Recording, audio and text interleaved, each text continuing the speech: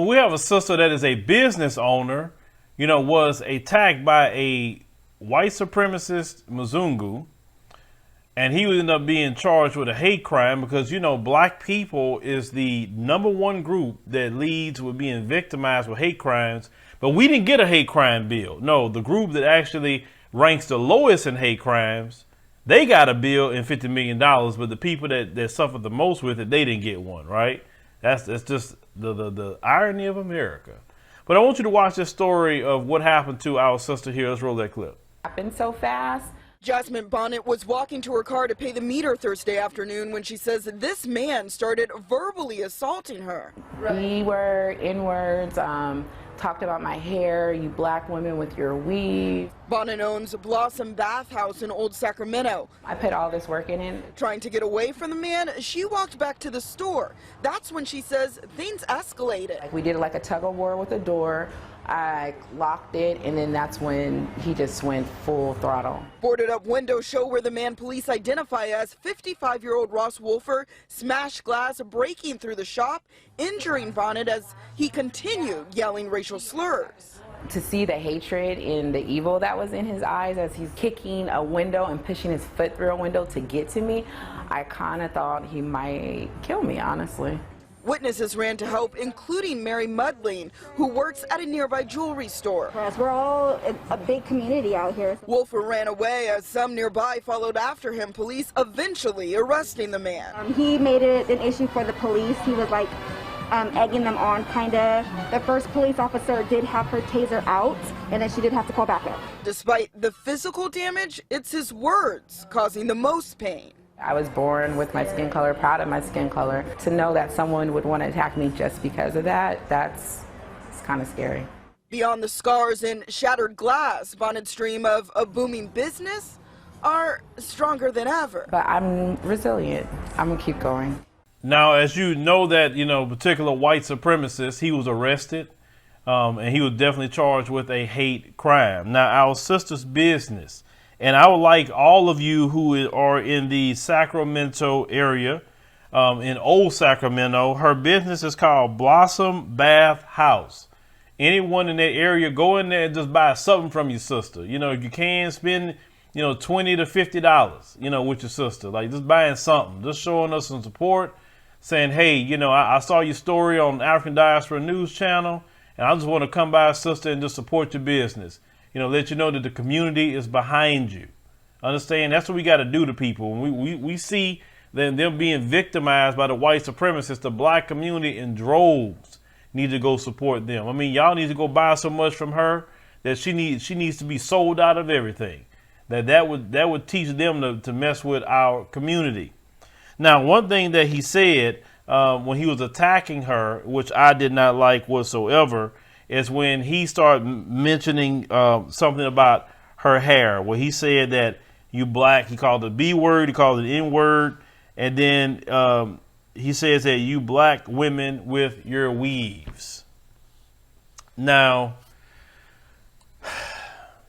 this weave conversation, and I know the weave conversation has been on for a long time from, certain male individuals talking about weaves, and it's gotten so much in the lexicon that now the white supremacist is just repeating it now.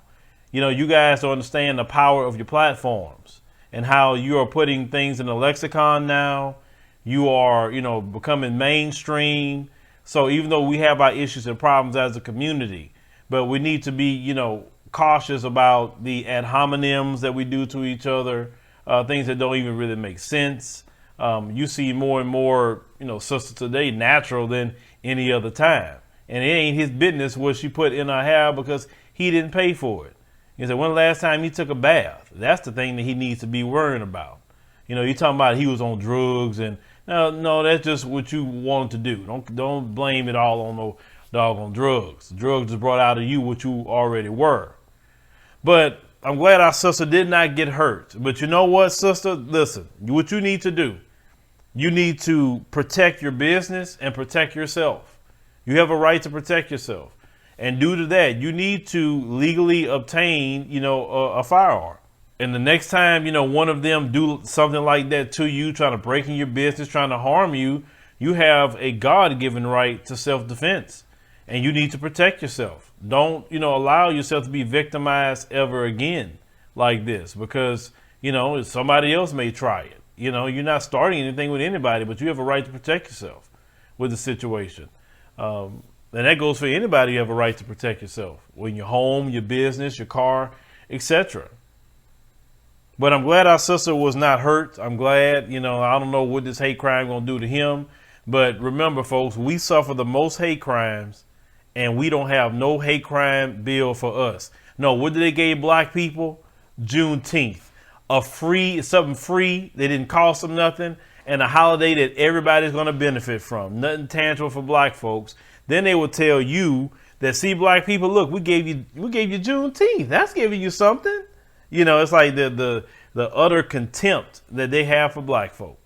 When you have Democrats and Republicans all on board about giving something to black folks, always remember it's going to be something that don't cost them anything.